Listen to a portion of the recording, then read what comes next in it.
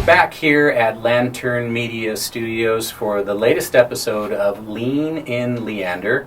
I'm your host, Andrew Naudine, and with me today is Alexander Irwin, right? Correct. Okay, and everybody calls him Zan. So we're going to be referring to him as Zan for the remainder of the broadcast, and Sounds good. Because that's what he's used to answering to. Anyway, so the reason I asked Zan to join me here in the studio today is to talk a little bit about something that I was completely, well, not completely, but at least somewhat unfamiliar with how far this particular subject matter or sport had progressed.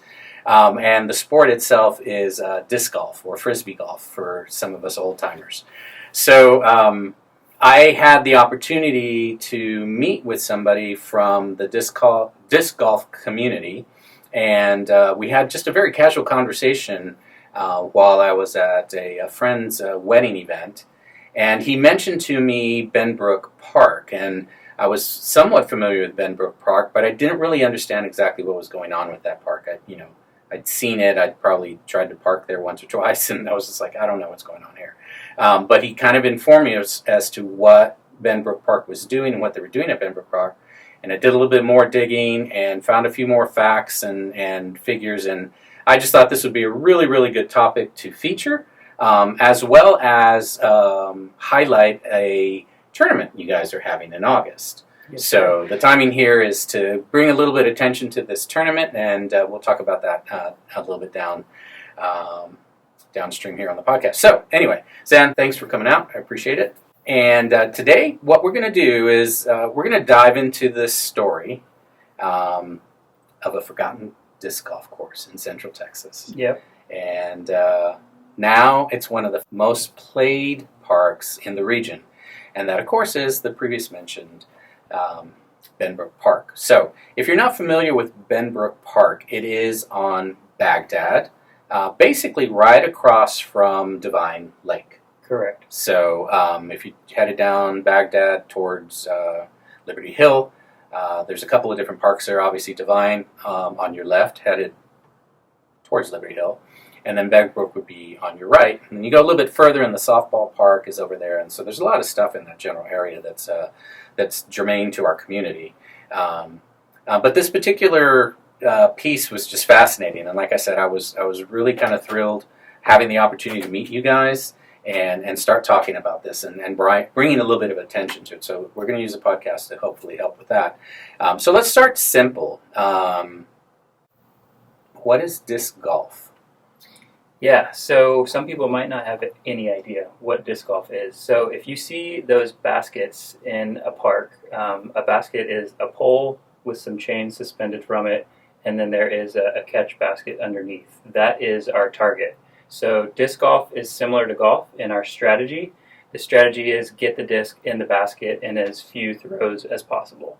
And so the equipment is also similar in the sense that we have different discs that go different distances and that have different shot shapes. So in golf you have clubs and balls, and disc golf we only have discs.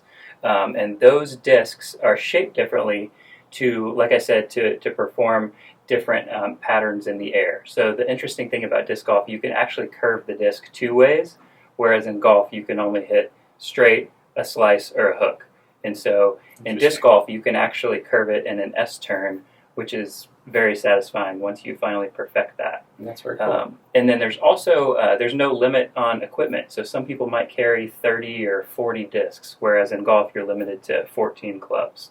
So it's a great way to get out in nature. It has a very low impact on nature. So that's really why I like it. Low barriers to entry. You can go pick up a disc from a sporting goods store for $6-8 for a used disc. So it's a really great way, low cost, to get out and enjoy nature. So you're part of Hill Country Hyzers Disc Golf Club, which you were explaining to me what a hyzer is, and I'm going to try to see if I understood. So when you're throwing the disc, if you are throwing it at an angle, so I'm right-handed, so if the right-hand side of the disc were up in the air, that's a hyzer. Correct. And then I don't think there's any direct beer correlation here, but it's an interesting name, an interesting term. If it's the other way, it's an Anheuser. Correct. Okay, so I got that right. And it works the same way on a forehand and on a backhand. But it's opposite. So just by watching the first couple of seconds of the podcast here or listening, you're now a disc golf expert. You can go out there and you have some terminology to use. For sure. For sure. All right. So, to me, you mentioned the barrier of entry. It's a very, very low barrier of entry. Help us understand who usually plays disc golf. Like, how does that break down? Who are the type of people who play this game? Yeah, another great thing that I forgot to mention is it takes a lot less time. And so a round of golf could take 4 hours, whereas you could play a round of disc golf in an hour and a half. So that really opens it up to everybody. So to answer your question, we have people in our club who are under 10 years of age, and we have people who are over 70 years of age. So we have some players who just competed in the U.S. Junior World Championships. Oh, wow. And so we also have a player who is a PDGA number of 200. And so we have 300,000 PDGA numbers right now, and he was number 200. So that would be like his rank? That's actually the time that he applied to be a member of the PDGA. Okay. So he was the 200th member. Oh, okay, so like a caveman, basically. I wouldn't say that, but he has had an incredible impact on the game. So shout out to Neil Dombra. Oh, that's very cool. Neil, I'm just kidding. You're not a caveman. I don't even know the guy. All right, so obviously, I can tell from the way that you're describing things that there's a passion there, and there's definitely something that you are passionate about. And meeting the people that I've met so far with the Heisers, it's very evident that this is a good, solid community effort. There's a lot of people involved, and they all feel the same way towards the game. It's something that I can correlate to my life is soccer. I'm that way with football. Sure. I've been involved in that sport for 25, 30 years now. And, I've watched, 3-4 sets of young men come through the game, right? So it's always fun to kind of see that. And I'm sure you guys share some of the same excitement as seeing people getting involved with the game. What is it that hooks them on this game? Like, what's the excitement factor? Yeah, I think for me, it's not only being in nature, it's the competitive aspect, but it's also seeing that perfect flight of the disc. When you release it, and it goes exactly how you wanted it to, on the angle that you wanted it to. So there's a lot of different variables. You need to release it at the proper nose angle, and then also the proper side angle. And so when you release it just right, and it's perfect, like that's very addicting. For me, I play a lot of golf. When you hit the ball and you hit it perfectly and you feel that solidness of contact, like that's addicting. But also it's about the camaraderie, being with people in the woods. You're in nature. Disc golf courses are usually very natural. You can have some that are just in a park and it's more a normal park setting, but typically it's in a forest. You wouldn't even know the disc golf course is there. It's running along a stream, so it's just very beautiful. I would say another really addicting part is the amount of discs you can have. And so if you haven't perfected a shot shape, you might be able to buy a new disc that actually helps you to curve the shot that way. So that can be a very addicting aspect. Now that's kind of cool. So collectors would be someone who would maybe, right? Yeah, okay. And there's stamps. So disc golf is also very high with art. Each disc could have a special stamp, and so that stamp itself is collectible as well as the mold and the shape of the disc. Very interesting. Yeah. I was completely unaware of that. I would probably equate that maybe to decks in skateboarding, right? Yep. Where they're all kind of individual pieces of art. Yep. Is it more of a manufacturing type of thing where you're going to have, I don't know, 17 of the Lean and Leander discs, or is it each one is individually built? It's both. So a local manufacturer, Mint Discs, they have 17 molds, and those molds each of those molds might have 10 different artist stamps on them. So, for example, if you're getting the new Mustang, that could have an art from Bob, that could have art from Sally, and all of those different artists have different stamps on just that one disc. So that's cool. It's a really neat way. There's also different plastics, and so there's glow plastic, which actually glows in the dark. There's opaque plastic. There's translucent plastic. So you can go as deep as you want, collect as many discs as you want. You're never gonna catch them all. That's very cool. And kind of like Pokemon, never catch them all, right? Exactly. All right. Benbrook Park, or Benbrook Ranch Disc Golf Course, whatever it's called now. What was that like before your group, the Hill Country Heisers, got involved? Yeah, so that's kind of our claim to fame is the rejuvenation. So before we were involved, the park was a little bit overgrown. The grass was actually over your head in some areas, and there was a strip of fairway approximately 2 mower widths wide that would be mowed. And if you didn't land there, good luck finding your disc. So people would show up, play one hole, and then leave because they might have lost 2 or 3 discs on the first hole. Right. There was no way to cross the creeks. It was a little bit unsafe. There were pallets in the creeks to just assist with people getting across. The tee signs were very inaccurate and didn't give you much information, and there were no tee pads. So we actually couldn't host higher level tournaments because you have to have tee pads. So basically, the course was more or less abandoned, and so then it's changed quite a bit. So that was around 2019. It sounds like there had been some intention, and this is, I'm learning this, there had been some intention that Benbrook was a disc golf course. So when was it originally constructed or laid out? Yes, that was constructed in 2008, and the course was it was tweaked a little bit to accommodate the baseball fields on the north side of the park, but more or less the holes had remained the same for about 11 years. Okay, and then you guys came in 2019. Was it something that, as a club, you had recognized that this was an opportunity to improve a park, or were you just looking for a place to play? I mean, how did that all kind of transpire? Yeah, so I actually spoke with the founders this week. So I'm Generation 2. So the founders, we had Devin, we had Kwa, we had Chrissy, we had Jesse, and then we also had Charles. And so those people actually just happened to meet playing disc golf. And then Alec, excuse me, I didn't mention Alec. Alec was the founder. And so he actually kind of got everything started, kind of plugged in with each of these people. And then they basically just saw this huge opportunity at Benbrook that was close to their residences. And so they said, hey, we love disc golf. This is close. This is a huge opportunity for us to rejuvenate the park and get things moving. And so just by happenstance, they decided, yeah, let's do this. There wasn't an established club. They established the club to do this. And it was all friends who had met randomly at different courses around town. That's interesting. So the motivations there were, obviously a passion for the game, opportunity, and happenstance. I would imagine that they just happened to live in close proximity, right? Yep, exactly. And a lot of it was some of the members met at Wilco just one day. They wandered upon each other, and Kwa said, I just met them and said, hey, do you want to play together? Because of that, who knows what would happen if they had never met. Very interesting. Yeah. So you've kind of touched on it a little bit, like this transformation that you guys had taken. First of all, let's talk about how long did it take you to do that, right? I mean, you come across this course around 19.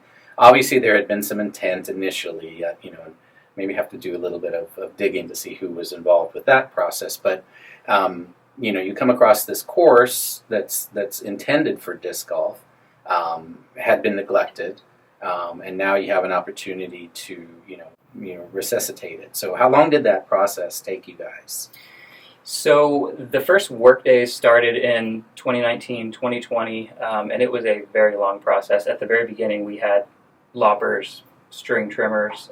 It was very basic, and it was just to get the course playable. In certain areas, the vines had grown, and the weeds and the trees had grown so much that you actually had to throw a shot we call a tomahawk or a thumber that goes all the way over the tree and then lands on the other side. There wasn't a direct route. That's and crazy. So the goal of the original work days was just to get the course playable.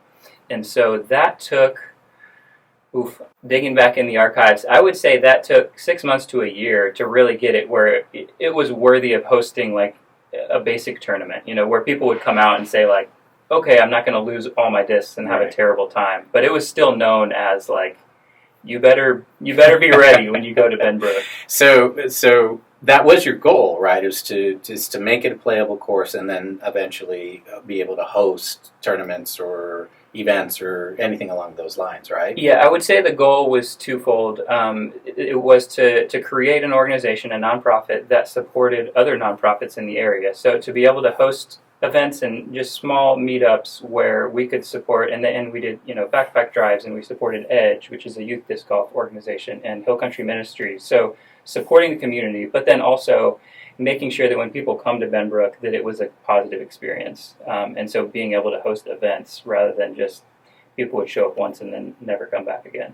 So was there ever a point during that process where you're just like, man, this is just too much. I don't know if we're going to be able to pull this off. I think the community was so supportive of it because there are many homes directly there Right. at the park. They were so supportive of it, from people walking their dogs, people who had nothing to do with disc golf, Cub Scouts, Boy Scouts, Honor Society students. There was so much support that we didn't really have time to think pessimistically. I'm sure, sometimes you go out, and we had kind of a slogan that was, well, if you're not bleeding, like, did you even come out to Benbrook? Because the vines were so rough out there that, you had wounds to prove it.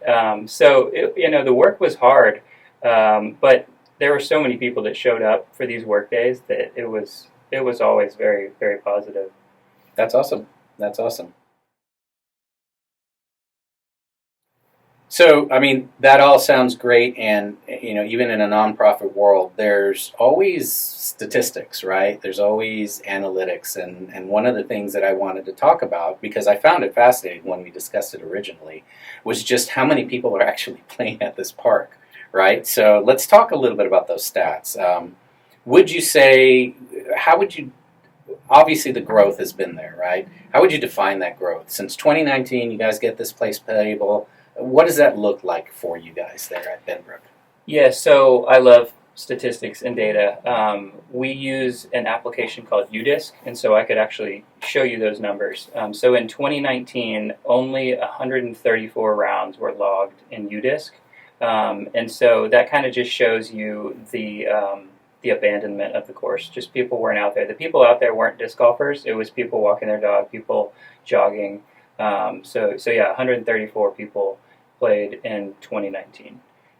So UDisc calculates 1 in 5 players use the app to mark their score. So you could multiply that by 5 and get something between 600 and 700. But that's 2 people a day. So Right. That's just very, very low. And then, just to kind of brag on our group a little bit, last year in 2024, we had more than 8,000 rounds just on UDisc. So that doesn't take in the multiplier. Wow. So you would multiply that by 5, and you would get more than 40,000 rounds. Wow. So from 600 to 700 to 40,000. That's incredible. And obviously that UDisc is only giving you a measure, right? We're using a multiplier here, but it could actually be more than that. It could be at more. The end of the day, right? For sure. So you're tracking a pretty strong uptick in the usage of that park. Where are people coming to play from? Like, are they just Leander folks? Is it just the Hill Country Heisers, or you drawing in people from Liberty Hill, Cedar Park, I would assume, but like Georgetown, maybe Hutto? I mean, where are people coming from? Yeah, it's a great question. We have tracked, actually, UDisc released some statistics for last year, more robust. We have more than 41 states are represented. States? 41 states. I was waiting for you to say counties. 41 states, yeah. I haven't even drilled into the counties. That's actually a good question for this next year. We also have 3 other countries, so Canada, Mexico, but then also Japan. Wow. So a big draw for that is the National Amateur Disc Golf Tour. Okay. And so they host a championship every October, November, and that brings people from all over North America. So people will come in as a travel destination to Central Texas, and Benbrook in Leander hosts a significant number of those players. So when you talk about hosting, are these organized events? Are these things that are on the calendar somewhere that, if someone, I don't know if there's disc golf tourism, but like if somebody wanted to, hey, I'm going to play a bunch of courses in Texas, that would be one of the things that they would look at. here's some events, let me plan my travel around this so I get to play that course. Yep, absolutely. So UDisc also ranks courses by their rating and then also by just the number of plays it has. And so Benbrook has gone from kind of down in the depths to now risen up. We were at an average of 3.9 stars, and now we're at 4.5, 4.6. And so people see that, people travel, and then they want to fill their course passport. So in UDisc, it shows you how many courses you played, where you've played them. So there's definitely tourism involved in that. And then with the events, so there is a calendar. People utilize Disc Golf Scene. We kind of call it DGS for short. And then there's also UDisc. They have a calendar as well. So Disc Golf Scene and UDisc, if people are interested in knowing what are the local events coming up. So we host an annual tournament called Benbrook Summer Smash. We can talk about that a little bit later, but the National Amateur Tour, which I mentioned, and then we also hosted the U.S. Women's Disc Golf Championship. So that's the largest women's event in the world, and that was at Benbrook just last year. And just off the top of your head, I mean, those are how many players are involved with those events on average? Yep. So Summer Smash, we have about 140 players. The National Amateur Tour, that is sometimes over 1,000 players, and that's at 10 courses throughout Central Texas. Good. So the clarification there would be that they're rotating through a number of courses over a period of time, right? Correct. And then the U.S. Women's Disc Golf Championship, that was around 400 players, I believe. And so they also rotated between 5 courses in the Central Texas area. So on an average day, and again, my familiar with Benbrook is that I live in the area, so I drive by it, right? And it's how do you manage parking? I mean, there's not much parking there, if I recall. Yeah, the original parking lot was maybe 15 spaces, right. And so when we had 134 rounds in 1 year, that was not an issue. That's not going to work. No, it was fine. But with the expansion, we actually have pushed south, and so we've opened up an area that's a temporary parking lot, and so that has probably tripled our parking. Okay. But we actually, during our events, we run a sanctioned league, and we can talk about sanctioning and the PDGA later on. But when we host the league, we'll actually have people park over by the baseball fields because we have so many people showing up. So the first day we had our biggest event, I went up to the top of the hill and took a picture of the parking lot because it was such a proud moment to see cars in the parking lot versus what we knew we were used to when the board members would show up for a work day and there were 5 cars in the parking lot. So this was really neat. So if you're parking people in this expanded parking area, temporary obviously, and then you mentioned maybe having some people park at the softball, baseball fields, is it a walkable distance there? Yep. I mean, based on so if I'm at the parking lot, how far do I have to walk to get to the first? Yeah, I would say that's probably 300 to 500 yards. Okay. So it's a short walk. Right. But you're going to walk 2 miles during your disc While golf you're playing. round. So it's funny enough, it's exactly a mile from hole 1 to hole 10 and then exactly a mile back. So it's a 2-mile loop. Okay. And so the parking lot adds, I don't know, maybe a quarter mile. So not much. It's not a barrier. Terrible. Right. Yeah. We would prefer if we had a larger parking facility, but I'm also of the mind of keeping things natural and no more parking lots. Right. Yeah, I mean, obviously, for larger events, you want to be able to facilitate, right? So it is a delicate balance. For sure. I always recognize that. We have a similar issue. The tournament that I run in Cypress, Texas, near Houston, we share a park with a softball entity, and if they happen to be playing at the same time we're playing, I've got to bring in 4 security, like county sheriffs or whatever off duty, just to manage the traffic, right? Because it's a one way. There's only one way to get in and only one way to get out, right? Yep. Now, hopefully, I think the long term on that one, they're punching out towards 91, and that'll make it a little bit easier to get in and out of the park. But sure. I understand some of the issues that could potentially, arise from your parking situation because it does hamper your ability to do those things. Yeah. Not to be a bummer, but I get that. We're very thankful for that extra 40 to 50 parking spots that we have. So was that part of the revitalization, that you guys did that purposely, or was it just something that kind of like, oh, well, there's some space here, we can do parking over here? I think when we started, we were just trying to fill up the original parking lot because it was empty. And so quickly we saw, wow, like there's people showing up now. And when the activity snowballed and people were coming out for these work days, then it became, okay, we're going to need to lower the ballards and open it up. And so I think it was in our dreams, but it wasn't necessarily, we didn't know how quickly that was going to happen. Right. And again, this is all part of a real revitalization program that you guys put together. You've already mentioned some of the key players and some of the people who were involved in that process. What we really haven't talked about was like cost. Like, how much did that cost you? Because I'm assuming, and correct me if I'm wrong, that the onus of the revitalization, the onus of the rehabilitation of the park was squarely on the shoulders of the club. Is that fair? I would say City of Leander and the Parks Department of Leander has put in a tremendous amount. And so I don't want to claim a monopoly of that. They have certainly helped us tremendously. And there's certain things we can't do, operating heavy equipment, installing things in the park. Of course, we have to have their blessing and follow those protocols. So the City of Leander has invested, and obviously we have as well. But yeah, it's been a great public-private partnership and a great tandem between the two. So they were able to install these creek crossings before I mentioned how difficult it was to cross the creek. So Eduardo, one of their employees, has built these beautiful creek crossings that cross the creek 7 different times. And so that's kind of my crowning achievement, even though we didn't even do it. We wanted those done, and they installed them, and they're fantastic. And everyone can enjoy them. People walking their dog, you can just walk straight across the creek now, and it's wonderful.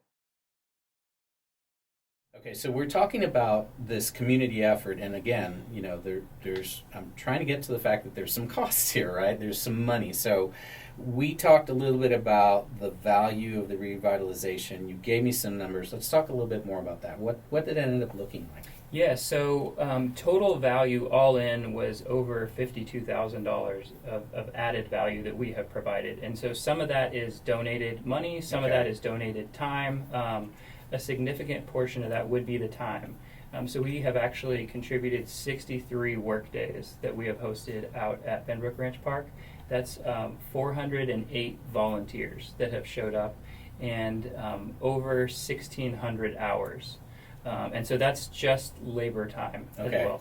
And then when you look at the actual cash value, that would be over $13,000. And then we have additional cash of that we have actually raised for these future projects, for the shade structure and things that we can talk about later on. So your organization is already thinking of working with the city to enhance what is already at the park, right? Correct. From a perspective of, just to kind of frame this, because I know a lot of people don't. There's a couple of different ways that this is done, and it's been an education for me here in Leander, because what I'm used to from a volunteer organization, as far as sporting volunteer organizations are concerned, because I've worked with a 501c3 for, again, many, many years, managing a tournament in Houston, is that the county, in this particular instance, is responsible for the land where the park is situated, right? But there's like a brother-in-law deal with the club, and the county charges a very, very nominal fee for rental, and the club is responsible for all of the upkeep. So in that particular instance, we're talking about a soccer facility, 21 fields. It's the Dias Park in Cyprus, if anybody wants to go look at it, because it's one of the nicest facilities in the state. It actually won groundskeeping awards, right? Because they just do such a great job. Andrew out there with the Dynamo Soccer Club does such a great job of maintenance there. So I've always used it as my model, right? The reason I bring it up is because when I came to Leander, I found out, well, no, the city's actually managing like the softball league and, doing all that kind of stuff. I'm like, that's just unusual to me. A little bit different here in Central Texas, and every community handles that differently. The reason I bring that up is to kind of frame it. Like, so Heisers are holding, fundraisers and raising money to do these things. Could you maybe kind of equate that to what your partnership is with the city? Is it a 50-50 thing? Is it a 60-40, 70-30? What's that look like? Yeah, that's a great question. We have a 5-year agreement with the city of Leander that we're a partner, and so it's a fairly broad agreement. But basically, just that our mission and our vision is to improve these properties within Leander. Leander actually takes care of basically everything at the park. So they do the mowing, they do all that. What we do, we work with an arborist, and we do some of the tree trimming when the trees are starting to grow more in the lines of the disc and things like that. So we take great care in cutting trees. But for the most part, Leander manages and takes care of the entire property. And so because of that, because we see that, we supplement that with this revenue that we can provide to buy new baskets and things like that, so that the disc golf amenities, things that are extra, are things that we provide, so that the city doesn't have to come out of pocket to purchase those things. And that's a great public-private partnership, from that perspective. I think it's called a memorandum of understanding. Correct. So I think that's what you have with the city. And I think there's plenty of opportunity to leverage those types of relationships. And this is, again, an example of where you buy outreach. And I don't know if it was you guys who reached to the city or the vice versa, or if it was just kind of like timing, everything all kind of came together. But I'm a firm believer that, again, the community itself can take care of a lot of these things without necessarily putting any kind of financial burden on the city, or at least amending what the city is providing by providing additional revenues, which is what sounds like you guys are doing, right? Yeah, definitely. And I get that, because again, the club that I work with, we spend upwards of $60,000 on the maintenance of the fields every year, and that's because we use them for soccer. If it was just grass, you could just mow it and it'd be fine, right? It wouldn't matter. But in this case, there's a purpose for it. Much like what you guys are doing with some of the facility there and the arborists and things of that nature. I think that equates. Would you agree? Yeah, absolutely. And we have to mark the course. There's out of bounds lines and things like that. So we have to do certain things above just mowing the grass. But Leander does a great job of taking care of the facility itself. And then, like I said, we just try to supplement that with these extra amenities that make the park, kind of take it to that next level. So you mentioned a tree and you mentioned the arborist. Have you guys corrected the one, what'd you call it, where you had to throw the disc up over the tree? Well, so one thing I forgot to mention, one of the biggest parts of the project is Benbrook was redesigned by Mike Olse. And so Mike Olse is one of the greatest course designers in our area right here. He's designed Roy G. Guerrero, The Ranch, some really excellent courses. And so when he redesigned that course, he actually redirected some of the holes. And so it was hole 7 where you had to throw the tomahawk or the thumber. So that hole doesn't exist anymore. Okay. I still kind of look fondly over at it when we pass by on hole 5. But that redesign was actually a crucial part of bringing these bigger events in, because the way the original course was designed was with old disc technology. So disc technology has advanced, and so because of that, the design needed to change. And so it was a little bit unsafe. We had holes that were actually facing directly at private property, and so people would throw over fences. And so we've changed that hole, and now it faces almost 180 degrees in a different direction, so that people aren't throwing at other people's houses. And so the holes are much safer, and so props to Mike Olse for a really great design. Okay, well, that's awesome. That's good to know. I mean, and again, I want to emphasize that the public-private partnership here is something that can be leveraged. Again, because taxpayers are always concerned about where their tax dollars are going, right? And that's fair, that's notable, right? But they're also looking for those quality of life pieces, right? And I would definitely place this into quality of life. I mean, yes, not everybody plays disc golf, but to your point earlier, people can walk through this park now. They can actually walk their dog, whether they can walk over the creeks. There's an easy, walkable space, at least there at Benbrook Park. So, I mean, heck, I don't have kids that are that age any longer, but if you have kids and you want to drop them off the skate park and let them kind of, rattle around at the skate park for about an hour or so, you can have a very, very pleasant walk through Benbrook Park. Come back around, maybe watch a couple of disc golfers and maybe an inning or two of softball before you head back to the skate park, right? And that's a really nice thing, right? And that's why I wanted to bring it up, because it's like, hey, there's some really, really nice quality of life here in Leander that if you knew about it, you could easily take advantage of it. Yeah, and to build off that, in the past, I think 90% of the people walking in the park or people in the park were people walking, and maybe 10% were disc golfers. And so now that's totally flipped, where 90% are disc golfers, and there's still people walking. But if we can leverage all of that foot traffic and the money bringing in to improve amenities for everyone, then that's just a win. If we can get a shade structure and a water fountain and something like that, then that's just a huge win for us. And people can enjoy the benches we put in. You can have a seat. You can walk across these creek crossings. So yeah, it's a win for everyone. And tax dollars unfortunately can't pay for everything. So if we can supplement that, then we're totally fine with that. Yeah, and I think it's great that you're stepping up as an organization with a willingness to do that type of thing, right? Some people might argue that it's self-fulfilling, like because you're using it, so you want it, but you're making the very valid points that I try to make all the time. It was like, yeah, once there's this type of investment from the private community, well, everybody can benefit from it. It's not just for them, right? Definitely. All right, awesome. Cool, that's awesome. And you touched on a little bit there, the city working with your club, and I want to kind of talk a little bit more about that going forward. So, sure. Let's talk about the volunteers and the community that was involved in this. Like, you've kind of touched on this. You mentioned Boy Scouts and National Honor Society and all this other stuff. Was that as a direct result of the people who were currently playing or were currently playing the game at that point, or was it just some communal awareness that came about by the effort itself? People saw you doing something and they're like, hey, what are you doing? Yeah, I think it's funny because some of those things just fell into place. I'm an Eagle Scout, so I kind of remembered, hey, Boy Scouts need service hours. And so, Dustin was very helpful with this as well. We went to a local Boy Scout troop and taught a disc golf clinic. And then, that group was very invested in the park. They actually had done an Eagle Scout project for some benches in the park before that. So we knew that they were interested in the park. So we connected with them.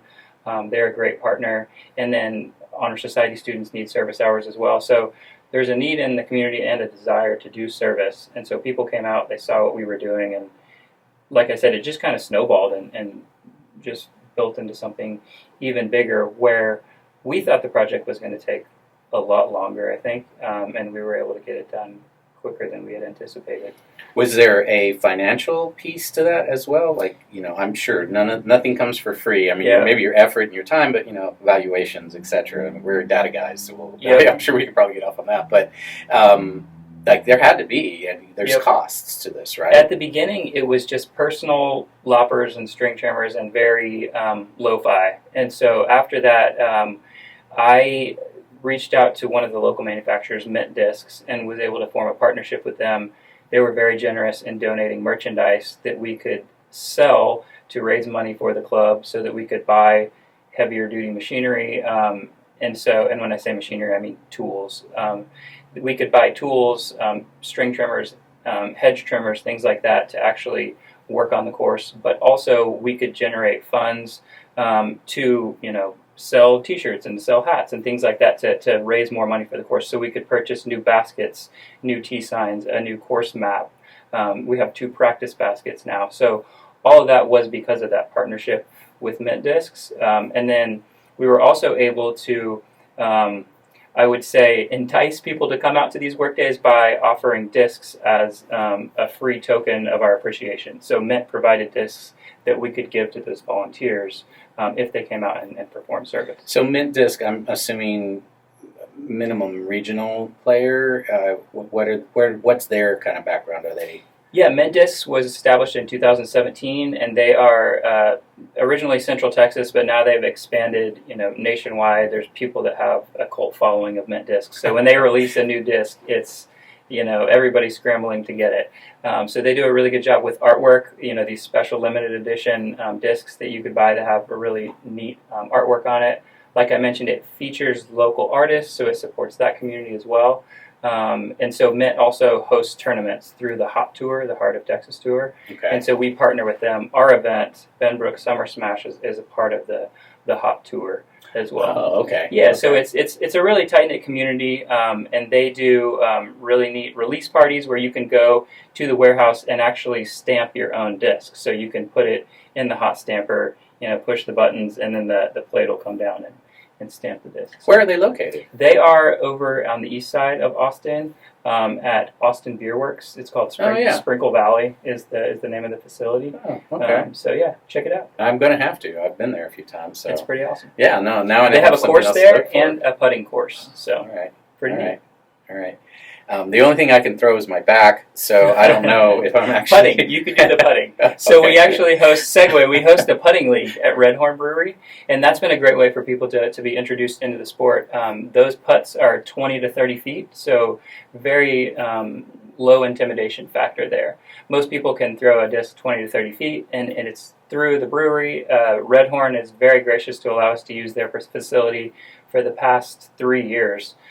So we're coming up on 100 different putting leagues we've ran there. Wow. And like I said, it's a great way to introduce people, significant others that might not play. They come, have a taco, have a beer, have a coffee, and they're like, wow, this is actually really fun. And then Right. people get hooked just because of that flight of the disc, like we were talking Very, very, very interesting. Yeah. There's a lot of components here. Like I said, the collector's component, the low barrier of entry, limited editions. I mean, this is well thought out, right, from that Yeah. perspective. So, from a marketing perspective, there's definitely, you're capturing at least the attention, and leveraging the passion of the people who play the game. Yep. But again, it sounds like there's an opportunity to bring more people into it, and that's part of what I wanted to talk to you about, right?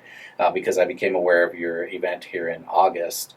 I also know that I think it's Obsidian Brewery is also involved with you guys. Help me understand what they're doing for you. Yeah, absolutely. So we greatly appreciate our partnership with Obsidian. If you have not been out to Benbrook, you don't know, but there is heavy rough. And so if you throw your disc in the rough and you lose it, the culture in disc golf is that you put your name, your phone number, your email, whatever it is on your disc, and that someone would actually return that to you. So unlike a golf ball is fairly expendable. It's just, it costs $3 or $4, whatever. This disc you could have had for 5 years. It could have been your favorite disc. Right. And so when you lose a golf ball, that's just equipment. But when you lose a disc, like that's a tool. That's like losing your driver.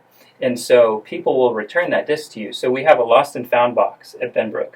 And that box actually we take to Obsidian, and then they host those discs for us so people can come back. We'll text them, and then they'll come and pick them up, and then they can also, as a token for their loss, they can get a discount on the beer. Oh, that's very or cool. Pizza or whatnot that they purchase. Right. I mean, I'm sensing a lot of community roots, a lot of volunteer power here. I mean, I think it's really, really, it's not unusual. I want to say that for Leander, because I find this in Leander a lot. It just depends on the group that you're talking to and, what particular organization it is or whatnot. But there really is this overarching sense of community. And I think it's community with an S because it's multiples, right? And I think there's a genuine want for that, especially nowadays. Like there's just so many opportunities to be divisive about everything that these things that bring people together. And sport has always been one of those things. Sure. And then for a sport to be, again, as easily accessible as something like disc golf, I think it's a great opportunity for the city and for the community at large to understand what's going on here, right? So that's kind of what we're trying to do with the segments today and kind of make people aware of this. So Hill Country Hyzers, you guys are obviously involved with the maintenance and upkeep of this particular park, and obviously well ingrained, well connected to the larger PDGA community. I think that's a fair way to put it, right? Yes, sir. You're not just managing this course, though, right? We've talked about the leagues that you're running, the tournaments. That's got to put some pressures on you. Again, I run a tournament, so I kind of understand this piece. How does that look for you guys? Like, how many people get involved with managing scheduling? Putting together the tee times, all that kind of stuff. Yeah. So in the past, we hosted 12 events a month, so that was a lot. We were hosting about 3 events a week. We had a Monday night league, we had a Tuesday putting league, and then we had a Saturday league as well. So we've kind of throttled down a little bit from that because that was a lot. That was during COVID, when there wasn't really much going on, and there was just a big need in the community for something to do, and for people to just meet with one another, have fellowship. So I look back on those times fondly, but at the same time, it was very busy. So we've throttled back a little bit. We do putting league every other Tuesday now, and then we still have we do a Sunday or a Monday league, and we kind of transition between those. We also host clinics for the community. I think it's really important that people in the community know about disc golf. They know how to play disc golf. So we're looking forward to ramping those back up. And then we host a sanctioned league, which is a series of 6 to 8 weeks. And we see a big uptick in that because people want to get a sanctioned round that works on your rating. So if you're a PDGA member, Professional Disc Golf Association, you get a rating, kind of like a handicap in golf. And so people are on the quest to improve their rating. And so people will travel from quite a wide distance to come play in those. And so to answer your question, those events require a lot of help. So we have a board of directors that helps out tremendously. There's 8 of us. And we also have community leaders outside of our board who come to help with the work days. They'll put in time to help us during our leagues. They'll come help set up at Red Horn for our putting league. So, I mean, it requires a lot of hands. And from that perspective, are there any kind of ideas of where you guys want to go from here? Because, I mean, it sounds like you've got an opportunity to expand. Like there's opportunities to make this a little bit of a bigger draw, if you will. Are you looking at maybe creating additional courses in the city? Or are you looking to add variants to the course that you have? How does that look for you guys future-wise? Yeah, both of those. So Benbrook will continue to be our home. Benbrook is a challenging course, and so we are looking to expand to a different course where we would create kind of a more beginner-friendly environment. And so that is one aspect of growth. The other would be to continue to fortify Benbrook and to make it better. That would be with short tee pads, so for beginners to be able to utilize the course with greater ease. Also a shade structure. We don't really have a gathering point right now, and so to have a shade structure would be great for us. And then also to improve the restroom and to add a water fountain over there in that area. And then we've also talked about including different basket locations. And so one thing that makes a course kind of takes it to the next level would be multiple basket locations. So just like in golf, you change the hole location. In disc golf, you can switch to a different basket, and actually you just need to install a sleeve in the ground, and then you can move the basket to different areas. So that would take Benbrook to kind of like the next level of course. So again, let's circle back around to the course itself. You do have this event coming up here in August. Remind me again what the date is on that? August 9th and 10th. Okay. And we do have a player party on August 8th at Red Horn Brewery, and that's open to the public. And we're going to have lots of different fun events there. The Red Horn, which Red Horn it's location? It's on Scottsdale Drive. The one on Scottsdale? Yeah, okay, go to Scottsdale Drive. Because I know people will. I mean, it's not that far to the other one on Palmer, right? But we've had many people go to the different ones. So, yep, Scottsdale Drive. Yeah, and that the guys at the Scottsdale location are really, really great. I mean, that's a great crew out there, and we frequent that place ourselves quite a bit. I know it's a really, really nice facility. Absolutely. That's a good place to spend some time. So if you're interested in doing that and getting involved, or at least maybe even just spectating. Yeah, if you've never seen a disc golf tournament before and just kind of want to know what it's about, there's going to be a very festive atmosphere. We're going to have vendors there. We're going to have food and beverage. So August 9th and 10th at Benbrook Ranch Park. You might have to park at the baseball field because it is going to be crowded. But it's a short walk. We already established that. It's a very short that. walk, yeah. But come out, even if you have no idea and you just want to meet us, ask us questions, I would invite people and say, just come to one of our events. We have discs that we can offer to people who've never tried disc golf before, and just paying it forward and get people involved in the game. That's very cool. So I appreciate your time today. I think this has been really, really informative, and hopefully people will get a sense of what I think is a great opportunity for the city of Leander, and I'm looking forward to working with you guys, and doing what I can to help you and move some of these plans and ideas forward. So if anybody wants to learn more about disc golf, we've established that you do some things at Red Horn. There's the little putt things and whatnot. Where do I find all that information? Like what's online? What are your socials? How do we get in touch with you? Yep, so Hill Country Hyzers, Hyzers. We have a Facebook group. That's kind of where most of our interactions go. Also our website, hyzers.org. So again, that's Hyzers. So it's easy to remember. It's spelled differently than Anheuser, because that's the beer place, and you'll end up there. But I think that if you did do some Anheuser searches, you would eventually come up with disc golf, I would think, right? Possible. Yep. It's very possible. It's plausible. Yep. Anyway, sure. Zen, I appreciate your time. Thanks so very, very much for taking the time today. Yeah. And for you folks out there, thanks for joining us again here on the podcast. What I'm trying to do here, obviously, is kind of highlight some of the things happening here in the community of Leander, Texas, and, paying it forward, as Zan said, just kind of letting people know what's going on.